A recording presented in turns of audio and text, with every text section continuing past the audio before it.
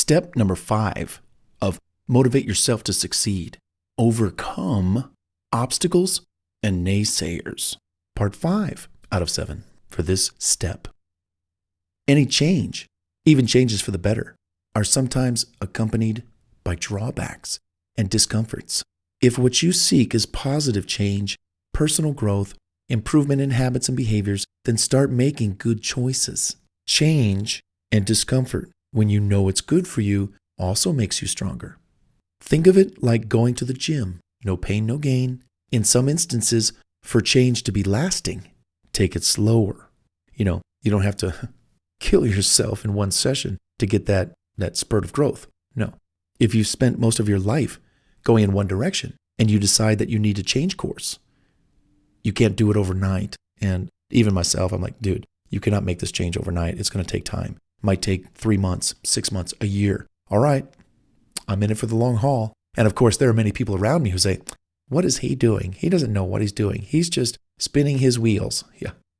I'm going to talk about naysayers in just a minute. You're going to love that part of step 5, overcoming obstacles and naysayers. But back to my point. While the decision to change is an overnight sensation, the actual part of change taking place may take time. Typically a season, like I said, 30 days, 90 days, 6 months, a year or more. Faith will also get you through the tough times, particularly when you start thinking that what you are doing is impossible or unreachable. There's nothing wrong with asking for help from a higher power. Lord, help me through this. Help me make it. This may sound mystical, but then so is the spirit of motivation and the drive within us to believe in ourselves. Fate alone and no amount of luck will get you where you want to be. But if we are rich in faith, there are no limits to what God or your God or whatever spirit you believe in can accomplish through us. Embrace it and ask for help from above. Please, Lord, I'm just going to pray right now. Help me get through this. Help me just see clarity and help me get through this. Help me. Excellent. Ooh, yay, I got the help I needed. Ooh. You're working hard and you know it. So it's not a crime to be good to yourself during this time, now and then. Treat yourself to something special every now and then and reward yourself along the way of you working on your dream. You deserve it. Don't beat yourself up. This is one of my favorite ones. I think about this all the time. Don't beat yourself up. This is an easy one to rectify. Admit that you are human and humans make mistakes. Humans do take their sweet time. It doesn't always come overnight. And then after you admit that, just move on. You don't need the stress. And besides, it only diminishes your productivity, which can be crippling.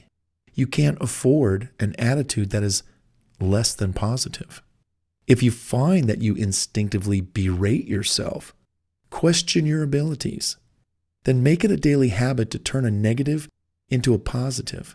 The more you practice this, the more natural it will become. And I'll tell you something. There are so many times when I was writing a book or I was doing something, I said to myself, well, you didn't meet your deadline. Well, it's time to beat yourself up. No. I would say to myself, and literally I would coach my own self, dude, don't be hard on yourself. Don't beat yourself up. You did good. You got this far. Now go to bed, get some rest, wake up tomorrow and start kicking again. Start working on whatever it is that you're working on. But it makes no sense and it profits you nothing to beat yourself up or to be hard on yourself. I'm just so upset with myself. That gets you nowhere. So I just said to myself, self, you've done good. You've done all you physically, humanly can within X period of time during the day, the week, or with all the circumstances that are happening. You did all that you can. Good job, pat on the back, go to bed, wake up tomorrow, do it again. That's it. It's really quite simple. And this kind of leads into something like take care of yourself, eat right, work out, and get your sleep. You're going to need your energy to realize your dreams and reach those goals.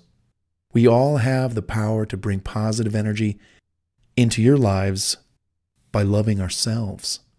Accept yourself for who you are and love the fact that you rock. Let go of your worries and focus on problem solving all the time. Some put on their shoes and they go for a run, or they go for a walk or a swim. Whereas I just refuse to let anything ruin a good day. Seriously, who needs it? Worrying is absolutely a waste of time, period. So don't worry, just do.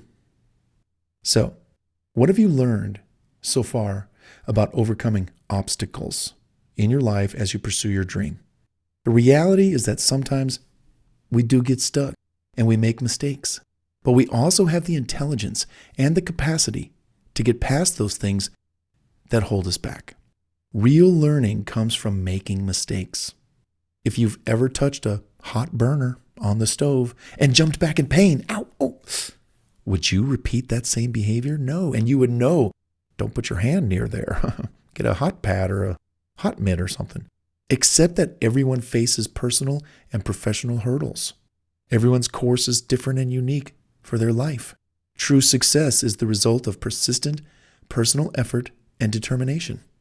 Overcoming obstacles can be hard, but extremely rewarding. Others have overcame, just as you will too. Now let's continue to the next audio in the same series, Step 5, Overcoming Obstacles and Naysayers. I'm about to get into how we overcome the naysayers. And this is one of my favorite parts of the whole book. I know I talked about the obstacles, and that was really good and rich. But this naysayers part, oh boy, it is really rich. It will teach you how to deal with other people when they are just not on the same page as you. Come on, let's check it out right now.